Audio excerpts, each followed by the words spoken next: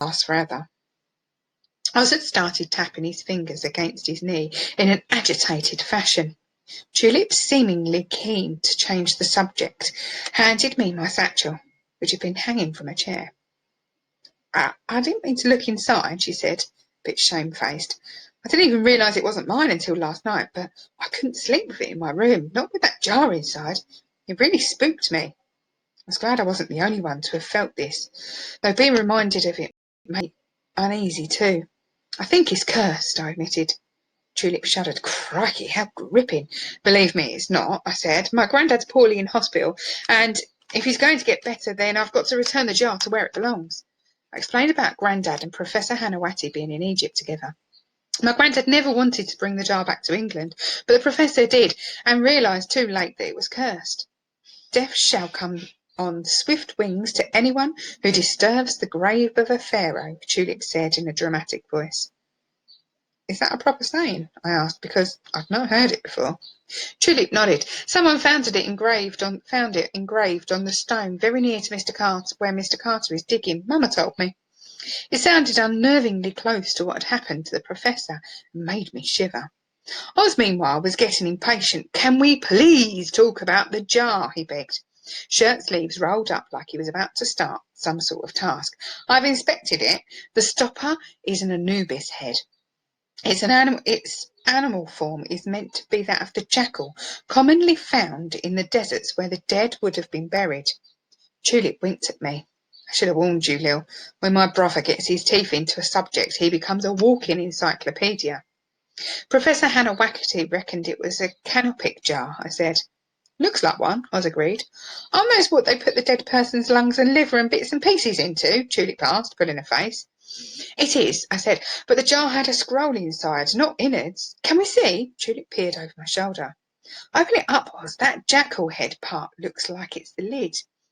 Just as I'd done, Oz tried to open it. Watching him twist it, then pull it made me jumpy, though, and in the end I had to take it from him because I was terrified he'd break it. The lid won't budge. I've tried. Honest, I have. Is the scroll in there still? Tulip wanted to know. I don't think so, I said. Professor Hanawati was translating it when he died. I wonder what it said, Tulip sighed. We should read it, Oz agreed. It might tell us who the jar belonged to. I took a deep breath. Actually, I have read it. Well, the first part of it. He sent the translation to my granddad with a letter explaining about the curse. And? Tulip raised an eyebrow. Was I right to quote that phrase? Is it from the grave of a pharaoh? I looked at Tulip. At Oz, I had to tell them. It's about the last days of Tutankhamun by a girl who actually knew him. She calls him Kiki. He was best friends with her brother. Tulip blinked. Oz seemed to hold his breath. You could have had a spider walk across the room. The amazed look on their faces reminded me, as if I needed it, of the hugeness of what I'd found. This is a really big discovery, isn't it? I said, aware of a watery sensation in my stomach. You could say that, Tulip half laughed, half gasped. And you've got to send the jar back to Egypt. I nodded. To a hotel called the Winter Palace, where Mr. Ibrahim will take care of it. You can't post something as valuable as this to Egypt. Oz looked horrified. You've got to take it to the British Museum. It doesn't belong there, Tulip tried to explain. Professor Hanawati brought it to England by mistake. Lil just said so. But it should be on display where people can see it, he persisted. In Egypt, maybe, but not here, I argued. Actually, I didn't think it should be in any museum anywhere.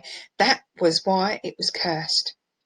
The jar's rightful place is back in Egypt, in Kiki's tomb, I explained very firmly, and that's where it has to go. Otherwise, my granddad will probably die. I still don't think you should post it, Oz mumbled. This was getting frustrating. Look, the Winter Palace is a smart hotel in Luxor, Tulip said. But I have to say, I've never heard of Mr. Ibrahim. I frowned. How do you know all this? It's the hotel where all the reporters are covering Mr. Carter's story, you say. I've seen the address on telegrams Mama sends.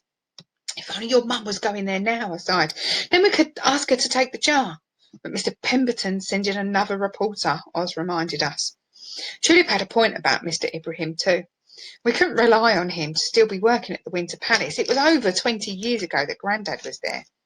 He'd also said that to really understand Egypt, you had to see it for yourself. Your mum should go anyway, I said, thinking out loud. Just prove to her editor wrong and show him how a good writer she is. I'd only meant this as a throwaway comment, but Julep jumped straight away. Crikey, you're right. If she went, she'd insist on taking us with her. What if we faked a telegram from her editor, I said, warming to the idea. What if we made her think he'd changed his mind and sent her instead? There'd be train tickets to book, hotels to organise, and we were just a bunch of kids. I didn't know if we could pull it off, or how quickly. Julep narrowed her eyes. It was. I was learning her thinking look. You'd come with us, wouldn't you? I almost laughed. Me? I'd love to, but my parents couldn't afford it. I'd have to trust you to. What if someone else were to pay for your ticket? Sadly, I shook my head. It wasn't just the money. Apart from a day trip to Southend, I'd never been outside of London. Egypt was the stuff of dreams, the stuff of Grandad, who'd always been the adventurous one in our family. My parents weren't like that. They worked hard, kept our rooms tidy, cooked a roast on Sundays. If Mum could get a cheap bit of meat, that was their life. It was my life too. And it was as far better than some. To wish for anything different felt ungrateful somehow. Anyway, Dad would never let me miss weeks of school, and Mum would worry for all of England that I'd catch malaria or some other nasty illness. No, the closest I'd ever get to going to Egypt was hearing Grandad's stories on a Saturday afternoon over a glass of chai. I'm sorry, I said finally. Is it possible? I'll have to do what I can here in England.